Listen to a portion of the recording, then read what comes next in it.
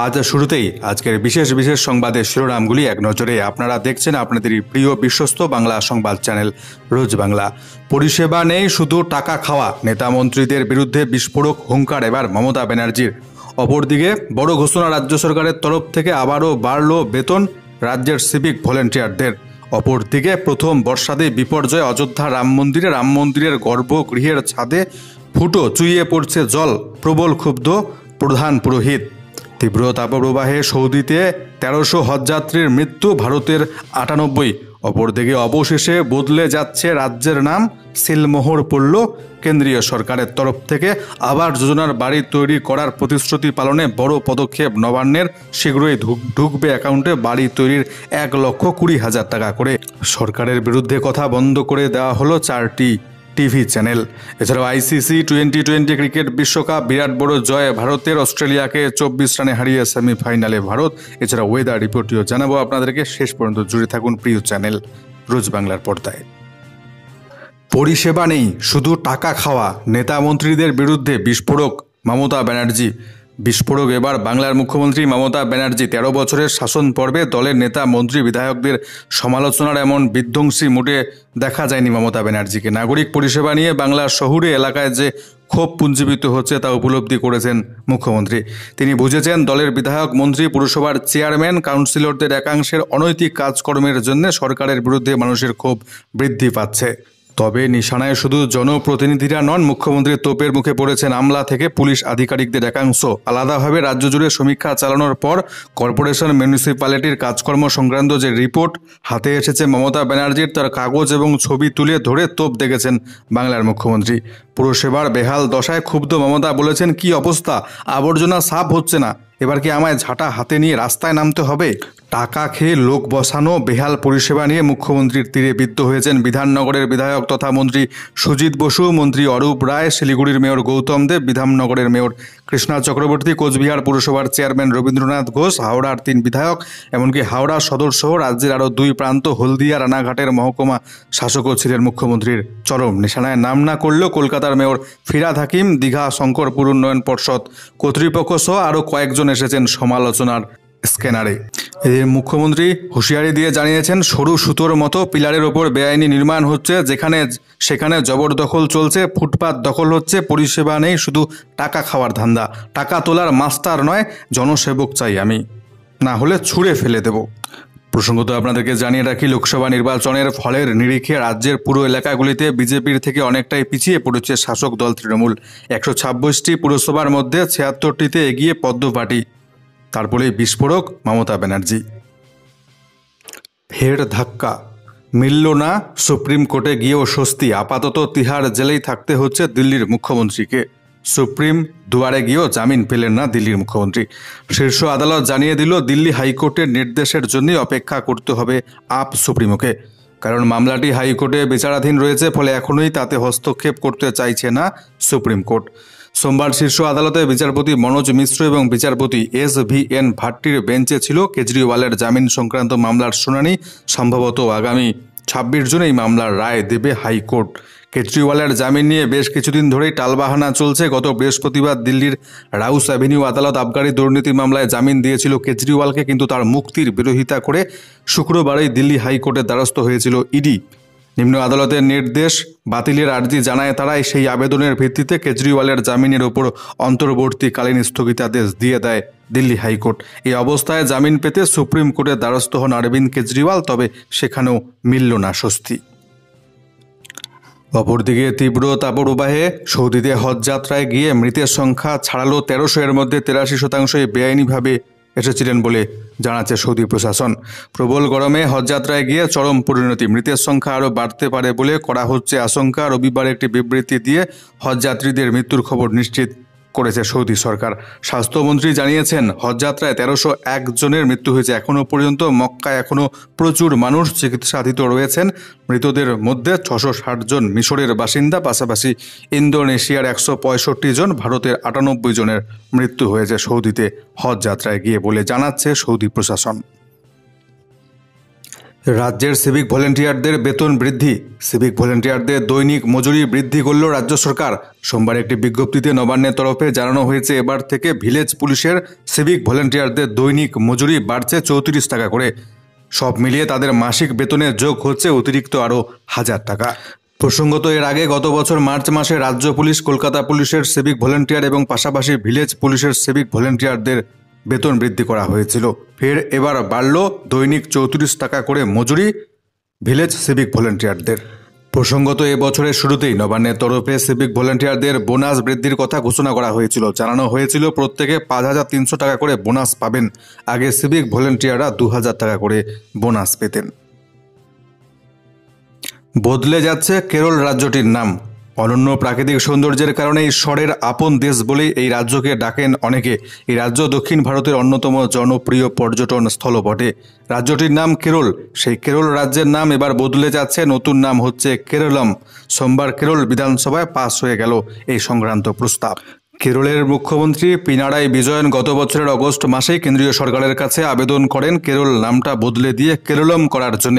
ভারতীয় সংবিধানের 8ম তপশিল মেনে সমস্ত ভাষায় ওই কেরলম নামটি রাখা হচ্ছে বলেও জানিয়েছেন কেরলের মুখ্যমন্ত্রী। সরকারের বিরুদ্ধে কথা, অন্ধ্রে ক্ষোভ এবার 4টি টিভি চ্যানেলের ওপর সরব বিরোধীরা। বিধানসভা ভোটের ফল প্রকাশের পরে এ নিয়ে দ্বিতীয়বার চন্দ্রবাবু নাইডু ক্ষমতায় ফেরার পরেই অপছন্দের 4টি তেলুগু টিভি চ্যানেল উধাও হয়ে গেল অন্ধ্রের বড় অংশের কেবল টিভির দর্শকদের কাছ থেকে। শুক্রবার রাত থেকে ওই চ্যানেলগুলি দেখা যাচ্ছে না রাজ্যের বেশিরভাগ জায়গায়। অভিযোগ, কেবল অপারেটররা সরকার পক্ষের চাপে চ্যানেলগুলির প্রদর্শন বন্ধ করে দিয়েছে। যে 4টি চ্যানেলের প্রদর্শন বন্ধ করা হয়েছে তার মধ্যে সাক্ষী টিভি নামের চ্যানেলটি প্রাক্তন মুখ্যমন্ত্রী ওয়াইএস জগমোহন রেড্ডির পরিবারের ইন্দিরা টেলিভিশন লিমিটেডের মালিকাধীন। গতকাল জগমোহনের দলের একটি দপ্তর ভেঙে দেওয়া হয়েছে রাজ্য সরকারের তরফ থেকে। অভিযোগ, সরকারে থাকার সময় দপ্তরটি বেআইনিভাবে তৈরি করেছিলেন জগমোহনের দল। এবার চ্যানেল বন্ধের পরে চন্দ্রবাবুর জোট সরকারের বিরুদ্ধে প্রতিহিংসার রাজনীতি করবার অভিযোগ তুলল তারা। বিষয়টি নিয়ে telecom regulatory authority of India বা ট্রাইকে চিঠি দিয়েছে ওয়াইএসআর কংগ্রেস। বিষয়টি বাক স্বাধীনতায় হস্তক্ষেপ বলেও সরব হয়েছে তারা। প্রতিবাদ জানিয়ে চিঠি দেওয়া হয়েছে কেন্দ্রীয় তথ্য এবং সম্প্রচার মন্ত্রকেও। নাম না করার শর্তে একটি টিভি চ্যানেলের এক কর্তা জানিয়েছেন, শুক্রবার রাতে কেবল অপারেটররা জানিয়ে দেন ওই 4টি চ্যানেলের প্রদর্শন বন্ধ করে দেওয়া হচ্ছে, তবে কার নির্দেশে এটা করা হচ্ছে তা তারা বলতে চাননি। যদিও চন্দ্রবাবুর সরকারের তরফে এই অভিযোগ সরাসরি খারিজ করে দেওয়া হয়েছে, এরকম কোনো নির্দেশ সরকার দেয়নি বলে তারা জানিয়েছেন। দীর্ঘদিন ধরে রাজ্য জুড়ে বন্ধ আবাস যোজনার বাড়ি তৈরির প্রকল্পের কিস্তির টাকা। এবার আবাস যোজনায় বাড়ি তৈরি করার প্রতিশ্রুতি পালনে পদক্ষেপ। নবান্নের ত্রুটি মুক্ত তালিকা তৈরির নির্দেশ গেল এবার জেলায় জেলায়। লোকসভা নির্বাচনের প্রচারে আবাস যোজনার বাড়ি তৈরি করে দেওয়ার প্রতিশ্রুতি দিয়েছিলেন মুখ্যমন্ত্রী মমতা ব্যানার্জি। প্রশাসনের খবর, ভোট মিটতে ওই প্রকল্পের উপভোক্তাদের তালিকা ফের যাচাইয়ের নির্দেশ দিয়েছেন মমতা ব্যানার্জি। ওই নির্দেশ মেনে 100% ত্রুটি মুক্ত উপভোক্তা তালিকা তৈরির বার্তাও জেলা প্রশাসনের কর্তাদের দিয়েছে পঞ্চায়েত দপ্তর। এই নির্দেশ ঘিরে প্রশ্ন উঠেছে যে তালিকার ভিত্তিতে টাকা পাওয়া নিয়ে কেন্দ্র রাজ্যের এত দীর্ঘ টানাপোড়েন, তা কি এখনও পুরোপুরি ত্রুটিমুক্ত হয়ে উঠতে পারেনি? যদিও পঞ্চায়েত মন্ত্রী প্রদীপ মজুমদার বলেন, আমাদের উদ্দেশ্য ভালো, স্বচ্ছতার সঙ্গে সমঝোতা আমরা করি না। একটা ভুল বেরোলেও তো শোরগোল পড়তে পারে, তাই 100% খাঁটি তালিকা আমরা এবার তৈরি করার দিকে জোর দিচ্ছি। প্রসঙ্গত আপনাদেরকে জানিয়ে রাখি, এই প্রকল্পে 11 লক্ষ উপভোক্তা যদি ধরা যায় তাহলে রাজ্য সরকারকে খরচ করতে হবে 13,200 কোটি টাকা। মাথা পিছু 1,20,000 টাকা খরচ করতে হবে রাজ্য সরকারকে। টানাটানির সংসারে যা অনেকটাই কঠিন। তবে মন্ত্রী আধিকারিকদের অনেকের মতে তৃতীয় এনডিএ সরকার অনেকটাই শরিক নির্ভর। কেন্দ্রীয় গ্রামোন্নয়ন মন্ত্রকের দায়িত্বে নমনীয় মন্ত্রী গিরিরাজ সিং বা প্রতিমন্ত্রী সাধ্বী নিরঞ্জনও নেই, তাই নতুন মন্ত্রী শিবরাজ সিং চৌহানের থেকে ইতিবাচক পদক্ষেপের আশা করছে রাজ্য সরকার। প্রশাসনের একাংশের মতে সম্পূর্ণ ত্রুটিহীন তালিকা কেন্দ্রের সামনে তুলে ধরে বরাদ্দ নিশ্চিত করার লক্ষ্যেই জেলা প্রশাসনের দিকে চাপ বাড়াচ্ছে এবার নবান্ন। প্রথম বর্ষাতেই বিপর্যয় অযোধ্যা রাম মন্দিরের গর্ভগৃহের ছাদে বড় ফুটো, চুইয়ে পড়ছে জল। প্রবল ক্ষুব্ধ প্রধান পুরোহিত। 5 মাসের মাথাতেই বড় বিপর্যয় অযোধ্যা রাম মন্দিরে। বর্ষার শুরুতেই রামলালার গর্ভগৃহের ছাদ থেকে বৃষ্টির জল পড়ছে চুইয়ে। বিষয়টি মেনে নিয়েছেন রাম মন্দিরের প্রধান পুরোহিত আচার্য সত্যেন্দ্র দাস। চলতি বছরের 22 জানুয়ারি প্রধানমন্ত্রী নরেন্দ্র মোদী উদ্বোধন করেছিলেন অযোধ্যা রাম মন্দিরের। সেই সময় অভিযোগ উঠেছিল মন্দিরের পুরো কাজ সম্পূর্ণ হবার আগেই লোকসভা নির্বাচনকে নজরে রেখে মন্দির তড়িঘড়ি উদ্বোধন করে দিয়েছিলেন প্রধানমন্ত্রী নরেন্দ্র মোদী। মন্দির উদ্বোধনের 5 মাস পূর্তির পরেই প্রকাশ্যে এলো রাম মন্দিরের ছাদ থেকে জল পড়ছে চুইয়ে। ঘটনায় উদ্বেগ প্রকাশ করেছেন প্রধান পুরোহিত। তিনি সংবাদ সংস্থাকে জানিয়েছেন, প্রথম বৃষ্টিতেই রামলালার মূর্তি স্থাপন করা গর্ভগৃহের ছাদে বড় ফুটো হতে শুরু করেছে। বিষয়টিতে মনোযোগ দ্রুত দেওয়া উচিত। কি ঘাটতি ছিল তা খুঁজে বের করে মেরামত করা উচিত দ্রুত। এটা খুবই গুরুত্বপূর্ণ, কারণ মন্দির থেকে জল বার করার কোনো জায়গা নেই বলে তিনি জানিয়েছেন। বৃষ্টি আরও বাড়লে মন্দিরে পুজো অর্চনা করাই বড় সমস্যা হয়ে দাঁড়াবে বলে প্রধান পুরোহিত জানিয়েছেন এদিন। অপরদিকে নরেন্দ্র মোদীর শপথ গ্রহণের মাঝে বিক্ষোভ। ইন্ডিয়া জোটের সংবিধান হাতে ঐক্যবদ্ধ প্রতিবাদ। সংসদে তখন শপথ নিচ্ছেন প্রধানমন্ত্রী নরেন্দ্র মোদী, তার মন্ত্রিসভার সদস্যরা সংসদের বাইরে সংবিধান হাতে।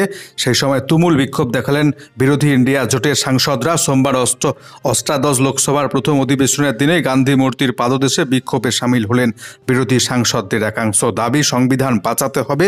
বিক্ষোভে সামিল হন কংগ্রেসের সোনিয়া গান্ধী, মল্লিকার্জুন খাড়গে, তৃণমূল কংগ্রেসের সুদীপ বন্দ্যোপাধ্যায়, সৌগত রায়, সমাজবাদী পার্টির ডিম্পল যাদব, এনসিপি সুপ্রিয়া সুলেরা। বিরোধী সাংসদদের একাংশে আবার ছিলেন সংসদের ভেতরে। কেন্দ্রীয় শিক্ষামন্ত্রী ধর্মেন্দ্র প্রধান সাংসদ হিসেবে শপথ নেওয়ার সময় বিরোধী মঞ্চ থেকে নিট কেলেঙ্কারি বলেও স্লোগান তোলা হয় বলে জানা গিয়েছে। দেশ জুড়ে মেডিকেলে অভিন্ন প্রবেশিকা পরীক্ষা, নিটে চরম জালিয়াতি দুর্নীতি, রাজ্যে রাজ্যে চলছে ইতিমধ্যে ধরপাকড়। রাজ্যভিত্তিক করা হোক এবার এই ডাক্তারি পরীক্ষার দায়িত্ব দেওয়া হোক রাজ্যকে। মোদীকে চিঠি মমতা ব্যানার্জির। নিট দুর্নীতি নিয়ে দেশ জুড়ে প্রতিবাদের মধ্যে প্রধানমন্ত্রী নরেন্দ্র মোদীকে চিঠি লিখলেন বাংলার মুখ্যমন্ত্রী। রাজ্যের মুখ্যমন্ত্রীর আবেদন, শুধুমাত্র কেন্দ্রীয় স্তরে নিট পরীক্ষা না করিয়ে আগের মতো রাজ্যভিত্তিক জয়েন্ট এন্ট্রান্স ফেরানো হোক, রাজ্যের হাতেও কিছুটা ক্ষমতা ফেরানো হোক। এই দাবি নিয়ে চিঠি লিখলেন মমতা ব্যানার্জি দেশের প্রধানমন্ত্রী নরেন্দ্র মোদীকে। প্রসঙ্গত 2017 সালের আগে কেন্দ্রের পাশাপাশি প্রত্যেক রাজ্যেও জয়েন্টের মাধ্যমে মেডিকেল প্রবেশিকা পরীক্ষা হতো। সেই পদ্ধতি কোনো রকম দুর্নীতি ছাড়াই ভালোভাবে চলেছে বলে দাবি মমতা ব্যানার্জি। সেই পদ্ধতি ফিরিয়ে আনা হোক, সেই দাবিতেই চিঠি এবার নরেন্দ্র মোদীকে। অপর দিক থেকে আসছে একটি ভয়ানক অভিযোগ। জানা যাচ্ছে জঙ্গিদের কাছে গিয়েছে প্রশ্ন বিক্রির টাকা। নিট কাণ্ডে চাঞ্চল্যকর তথ্য হাতে তদন্তকারীদের। সর্বভারতীয় ডাক্তারি প্রবেশিকা পরীক্ষা নিট দুর্নীতিতে এবার উঠে এলো জঙ্গি যোগের অভিযোগ। লক্ষ লক্ষ টাকার বিনিময়ে বিক্রি করা হয়েছিল প্রশ্নপত্র। টাকার একটা বড় অংশ গিয়েছে সন্ত্রাসবাদীদের হাতে, এমনটাই সন্দেহ তদন্তকারী গোয়েন্দাদের। নিট প্রশ্ন ফাঁস মামলায় মহারাষ্ট্রের নান্দেড়ে 4 জনের বিরুদ্ধে এফআইআর দায়ের করেছে ইতিমধ্যে অ্যান্টি টেররিস্ট স্কোয়াড। নিট মামলায় রবিবার রাতে লাতুর থেকে অভিযুক্ত 2 শিক্ষক সঞ্জয় তুকারাম যাদব এবং জলিল উমরাও পাঠানকে আটক করে মহারাষ্ট্রের অ্যান্টি টেররিস্ট স্কোয়াড। দীর্ঘ জিজ্ঞাসাবাদের পর সঞ্জয়কে ছেড়ে দেওয়া হলে রাতেই গ্রেপ্তার করা হয় জলিলকে। তাকে জিজ্ঞাসাবাদ করার পরেই তদন্তকারীদের অনুমান প্রশ্ন ফাঁস কাণ্ডের সঙ্গে জড়িত জঙ্গি যোগ। লক্ষ লক্ষ টাকায় প্রশ্ন বিক্রি করে ওই টাকার একটা বড় অংশ জঙ্গিদের হাতে পৌঁছে দেওয়া হয়েছে বলে অনুমান করছে তদন্তকারী অফিসাররা। বাঙালির আবেগে বড় আঘাত। বন্ধ হয়ে গেল 100 বছরের বেশি পুরনো তারাতলা ব্রিটানিয়া কোম্পানি। কলকাতার ওই বিস্কুট তৈরির কারখানায় 122 জন স্থায়ী কর্মী ছিলেন। অস্থায়ী কর্মীর সংখ্যা 250। যদিও কারখানার স্থায়ী কর্মীদের এককালীন ক্ষতিপূরণ দেওয়া হয়েছে কোম্পানির তরফে। জানা গিয়েছে তারাতলার ওই ব্রিটানিয়া কোম্পানিতে বছরে 2500 টন উৎপাদন হতো। হঠাৎ করেই চলতি কারখানায় ঝুলল তালা। কর্মীরা কাজে গিয়ে দেখেন কারখানার গেটের বাইরে সাসপেনশন অফ ওয়ার্কের নোটিশ দেখতে পান তারা। কোম্পানি এই কারখানাটি বন্ধের কোনো কারণ এখনও উল্লেখ করেনি। তবে 10 বছরের বেশি সময় ধরে যারা এখানে কাজ করেছেন তাদের এককালীন 22,25,000 টাকা, 10 বছরের নিচে 6 বছর পর্যন্ত যারা ওই সংস্থায় যুক্ত ছিলেন তাদের 18,75,000 টাকা ক্ষতিপূরণ দেওয়া হয়েছে বলে জানা যাচ্ছে। আমি বিধানসভায় স্পিকারের কাছে শপথ নিতে চাই, সায়ন্তিকা এবার চিঠি পাঠালেন রাজ্যপাল বোসকে। বিধানসভার স্পিকার বিধান বন্দ্যোপাধ্যায়ের কাছেই বিধায়ক পদে আমি শপথ নেব, এই মর্মে রাজ্যপাল সিবি আনন্দ বোসকে চিঠি পাঠালেন বরাহনগরের নবনির্বাচিত তৃণমূল প্রার্থী তথা অভিনেত্রী সায়ন্তিকা বন্দ্যোপাধ্যায়। তিনি এদিন জানিয়েছেন, আমি বিধানসভার সদস্য, এখান থেকে আমাকে কাজ করতে হবে, তাই আমি চাই স্পিকার আমাকে শপথ গ্রহণ করান। তাই আমি রাজ্যপালকে চিঠি লিখে সেই বিষয়ে উদ্যোগ গ্রহণ করার জন্য অনুরোধ করেছি। উল্লেখ্য, বরাহনগরের নতুন নির্বাচিত তৃণমূল বিধায়ক সায়ন্তিকাকে 26 জুন রাজভবনে ডেকেছেন রাজ্যপাল, কিন্তু সোমবার সায়ন্তিকা বুঝিয়ে দিয়েছেন তিনি কোনোভাবেই রাজভবনে শপথ নিতে যাবেন না। অপরদিকে আইসিসি টি20 ক্রিকেট বিশ্বকাপ 2024 রোহিত শর্মা রুদ্র মূর্তি অস্ট্রেলিয়ার সাথে মধুর প্রতিশোধ নিয়ে 24 রানে হারিয়ে সেমিফাইনালে ভারতীয় ক্রিকেট টিম। সোমবার সেন্ট লুসিয়ার ড্যারেন স্যামি ক্রিকেট স্টেডিয়ামে আয়োজিত ম্যাচে ভারতীয় ক্রিকেট টিম অস্ট্রেলিয়াকে হারালো 24 রানে। মূলত অধিনায়ক রোহিত শর্মার মারকুটে ব্যাটিংয়ের সুবাদে ভারত পেরিয়ে যায় 200-র গণ্ডি।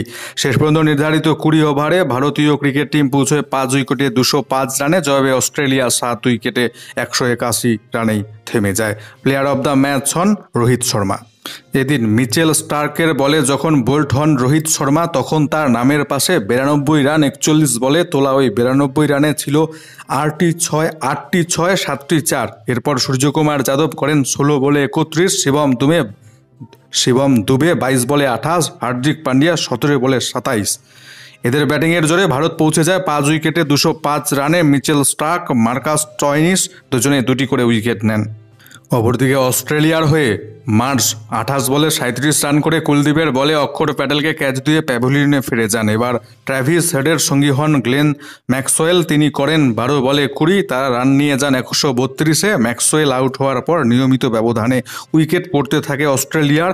135 রানে মার্ক স্টয়নিস, 150 রানে ট্র্যাভিস হেড, যিনি করেন 43 বলে 76, 153 রানে ম্যাথু ওয়েট এবং 166 রানে আউট হন টিম ডেভিড। তখনও জয়ের জন্য রান দরকার 40, অবশেষে মাত্র 7 উইকেটে 181 রানেই ইনিংস থেমে যায় অস্ট্রেলিয়ার।